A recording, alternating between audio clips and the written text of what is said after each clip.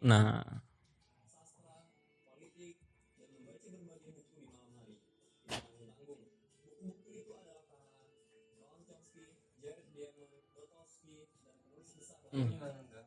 hmm?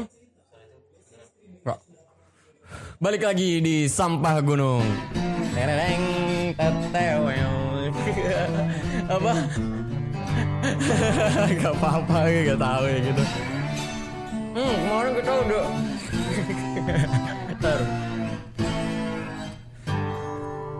Kemarin kita udah rekomendasikan film ya teman-teman di Sampah Gunung episode keempat itu kita ngerekomendasikan kategori film solo yang menurut kita sangat baik kayak gitu ya, yang menurut kita sangat dekat dengan masyarakat jelajah gitu ya. Sebelumnya hormat lan rahayu buat kalian semua. Maaf ya kalau belum ada pembuka kayak tadi.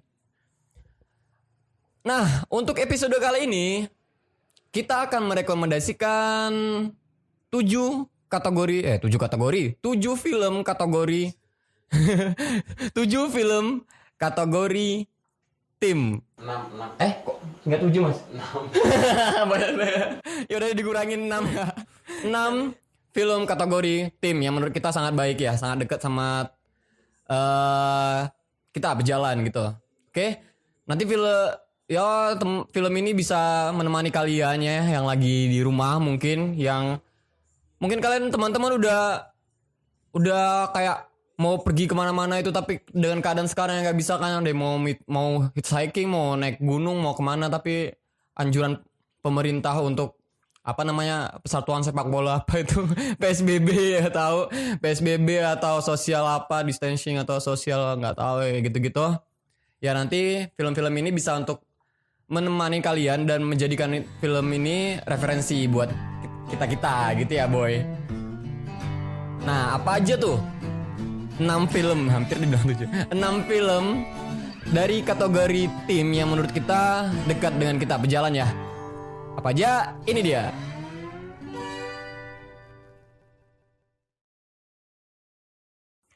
Kapten Fantastik.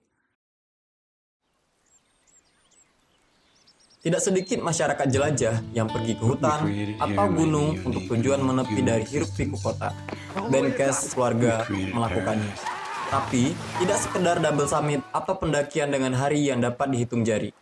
Belasan tahun, Benkes dan keluarganya tinggal di hutan, menepi dari kota yang menurutnya kapitalistis lagi fasis. We created a paradise out of Plato's Republic.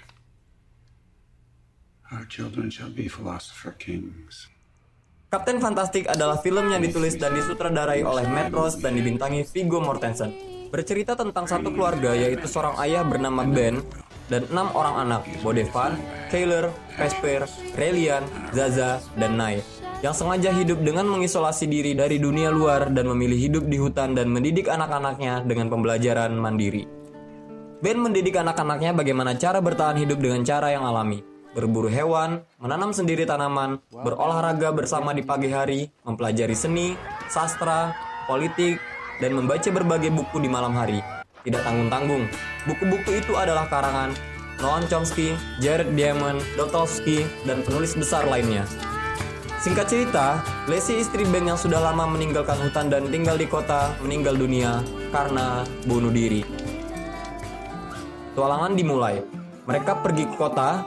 Ben dan anak-anaknya memutuskan untuk melakukan sebuah misi, yaitu membebaskan jasad Lacey dari pemakaman ala gereja dan membawanya ke rumah agar bisa dikremasi dan dibuang abunya ke toilet sesuai dengan surat wasiat Lacey. Film ini nyaris berhasil dengan semua hal, karakter, plot, esensi, semuanya sangat baik dan memukau. Film yang tayang di tahun 2016 ini tak memenangkan Oscar, tapi layak ditonton dan dibicarakan berulang kali.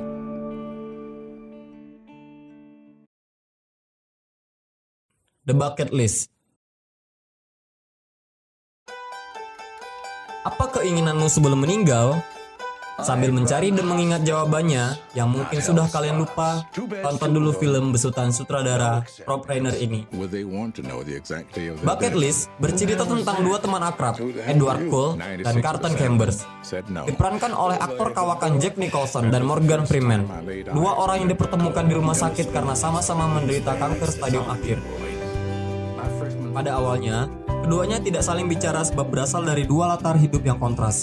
Paul hidup serba mewah dan berada, sedangkan Carter adalah pegawai rendahan yang hidup dengan keluarga kecil dan sederhana. Meski kaya raya, Paul merasa kesepian dan Carter mengetahui hal tersebut. Tahu bahwa hidup masing-masing mereka sudah tidak lama lagi, keduanya mulai saling bicara, bercerita tentang diri mereka masing-masing hingga akhirnya mereka menjadi lebih dekat. Pada suatu waktu, Cole tidak sengaja menemukan secari kertas milik Carter yang berisi tentang cita-citanya sebelum ia meninggal. Sontak, Cole tertarik. Ia mengatakan akan membiayai dan mengajak Carter mewujudkannya. Dari sinilah petualangan mereka dimulai.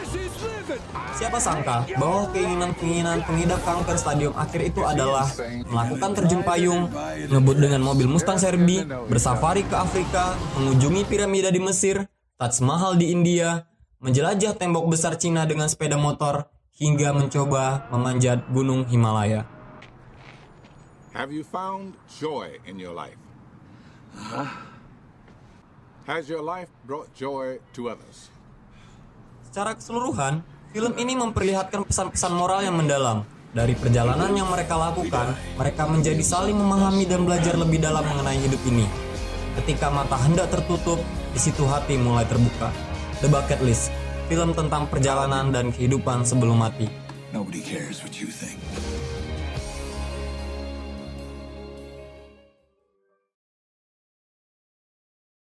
Sanctum. Sanctum adalah film bertahan hidup yang berceritakan tentang perjuangan sekelompok anggota ekspedisi yang meneliti dasar gua Esa Ala. Gua terkenal di pedalaman Papua Nugini. Gua Esa Ala adalah sebuah liang gua besar yang diperkirakan mempunyai sebuah jalur tembus hingga ke laut. Namun dalam beberapa kali eksplorasi jalur tersebut belum juga ditemukan. Dan inilah salah satu tujuan ekspedisi dalam film Sanctum ini. Disutradarai Alistair Gerson serta diproduksi oleh James Cameron yang juga memproduksi film Titanic dan Avatar.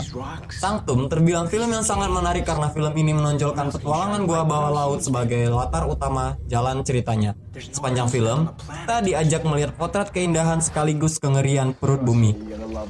What could possibly go wrong diving in caves? Terdapat deretan drama yang esensial dihadirkan dalam deretan konflik dan adegan dengan intensitas emosional yang cukup hangat. Mulai dari pertikaian dengan teman sendiri, sempitnya lubang-lubang gua yang membuat tabung oksigen dan masker selam tersangkut, badai, dan banjir gua yang mengerikan yang nyaris tidak memberikan jalan keluar bagi siapapun di dalamnya. 6 orang terjebak di dalam gua, dan tujuan eksplorasi tidak jadi yang utama, melainkan bagaimana bertahan hidup dan keluar dari labirin mematikan di kedalaman Esa Ala. Tidak seperti pemandangan sabana atau daratan lainnya, film ini tidak disarankan untuk klaustrofobia karena ekspos dalam Sanctum didominasi ruang-ruang yang gelap dan sempit. Terlebih, efek 3D dari produser James Cameron benar-benar memukau, yang membuat latar belakang seolah benar-benar nyata. Up.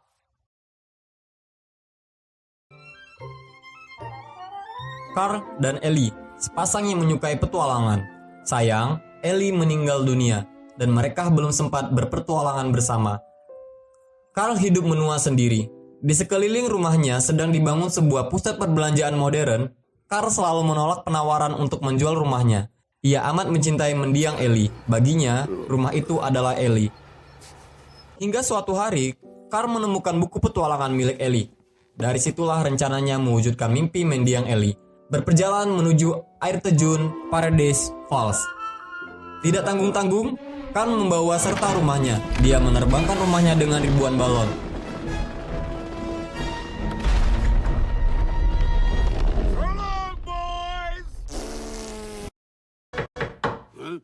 Tapi ada seorang bocah 8 tahun yang diam-diam menumpang terbang bersamanya, Russell Boykos, yang ingin mendapatkan rencana membantu orang tua. Petualangan dimulai. Mereka terbang dan mendarat berkali-kali. Di antara itu, mereka bertemu banyak teman dan peristiwa. Kevin si burung unggas, anjing yang dapat berbicara, dan Carlos Mans, seorang petualang ternama dengan ambisinya. Cerita yang dibangun dalam film ini diwarnai dengan banyak hal, mulai dari komedi, kasih, dan mengajarkan banyak hal positif dari sebuah makna petualangan. Bagi yang baru pertama kali menonton film animasi bertajuk Up ini pasti sukses dibuat menangis dengan jalan ceritanya yang mengharukan. Perjalanan mewujudkan mimpi masa muda yang belum tercapai. Terlebih, ada penumpang gelap bernama Russell, bocah yang menggemaskan dan lucu. Film animasi terbaik Oscar tahun 2010 ini akan mampu mengocok perut penontonnya sekaligus meneteskan air mata. Tidak banyak film animasi yang kami tonton dan rekomendasikan bagi pejalan, kecuali film perjalanan Russell dan kakek Carl Fredricksen. Up.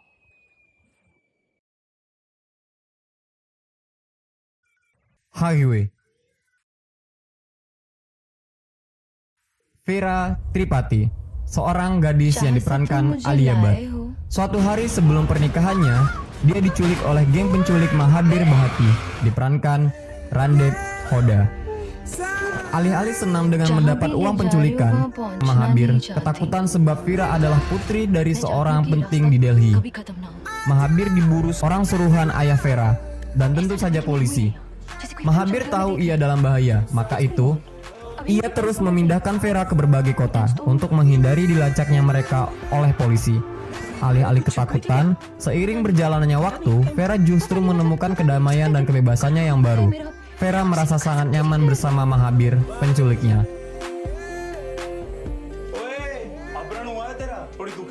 Vera mencintai perjalanannya dan tidak ingin kembali ke keluarga dan kehidupan lamanya yang amat feodalistik. Perlahan-lahan, dia mengurangi kepingan cerita masa lalu kelamnya pada Mahabir. Mahabir yang keras mencoba menampik keadaan dan mengembalikan perasaannya ke situasi penculikan yang seharusnya. Namun lama-lama, ia jatuh juga. Mahabir melepas penjagaannya dan malah terlibat secara emosional kepada Vera. Vera menganggap bahwa penculikan ini adalah berkah tersembunyi karena dia akhirnya memiliki kesempatan untuk mengalami kehidupan dan menemukan dirinya sendiri. Selain manisnya Alia Bhatt dan akting apik Randeep Hoda, pemandangan 6 provinsi India yang mempesona akan membuat kita terus terjaga dan tak mau melewatkan satu adegan pun di highway. Visualisasi setting yang beragam, dari aspal yang kering di perkotaan hingga putih salju, tenangnya sungai-sungai Kashmir, hingga truk-truk melaju miring di tebing-tebing curam di atas pegunungan tersaji dengan apik highway. Satu lagi tontonannya membuat kita kembali menemukan benang antara kesehatan jiwa dan konstruksi sosial yang memuakkan. Menemukan satu lagi jawaban tentang pertanyaan, apa guna perjalanan? The Motorcycle Diaries.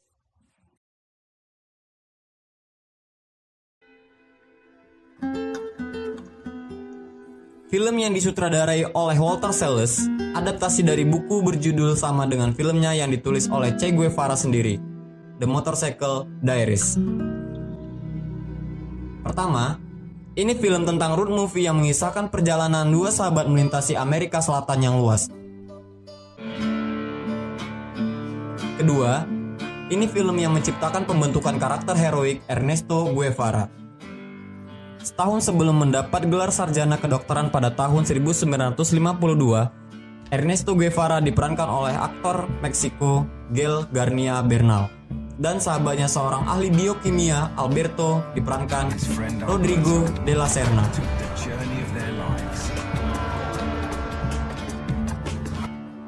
Dengan mengendarai motor Norton 500 milik Alberto yang sudah butut, Ernesto berencana menjelajahi rute 8.000 km Amerika Selatan dengan darah muda yang berapi-api. Ya, ini film tentang Ernesto Che Guevara muda, yang puitik, ringkih, dan mengobrol banyak rayuan pada banyak wanita di perjalanan. Itulah gambaran dari mula-mula jalannya The Motorcycle Diaries.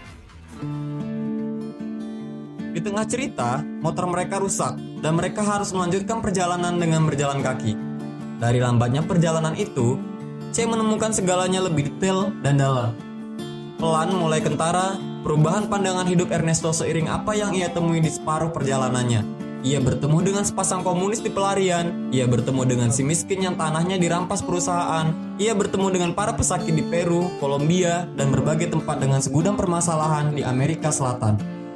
Film dan tokoh kita, Ernesto Che Guevara, mulai dalam dan serius sejak itu. Orang-orang yang ditemui pun tidak lagi seputar alkohol dan asmara, melainkan tokoh-tokoh yang membantu Che menemukan jati dirinya. Kalau selama ini kita mengetahui sosok Che Guevara adalah sosok revolusioner, jangan kaget. Ini film yang non-politik. Tidak tampak Che yang biasa kita temukan di emblem-emblem dan kaos-kaos demonstran. Tapi di situ istimewanya. Dengan film ini, kita tentu dapat berkenan selangkah lebih dekat, menyelami dan mempelajari perjalanan masa muda Che lebih jauh, melihat proses terbentuknya Che lebih utuh.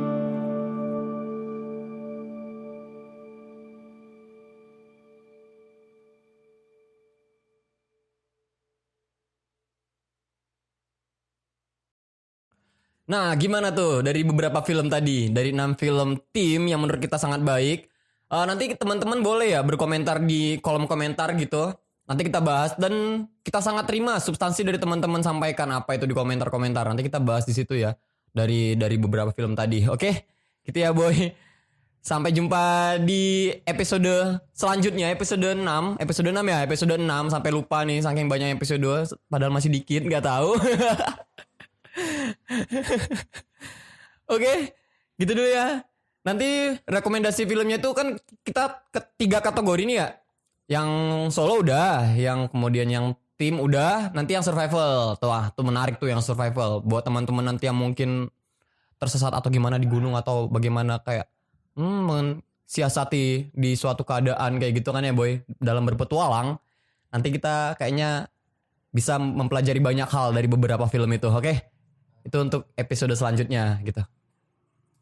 Mau tebak-tebakan? Oh iya kemarin ada tebak-tebakan ya. Oh iya kemarin kalau yang bilang ada yang bilang motor-motor apa yang bisa berenang di Randu Kumbolo bukan motor bebek, salah aduh. Bukan motor bebek. Apa tuh? Motor-motor motor-motor apa? Motor-motor apa? Motor-motor apa yang bisa berenang di Randu Kumbolo? Karena ini dekat dengan film, jawabannya 5 cm motor.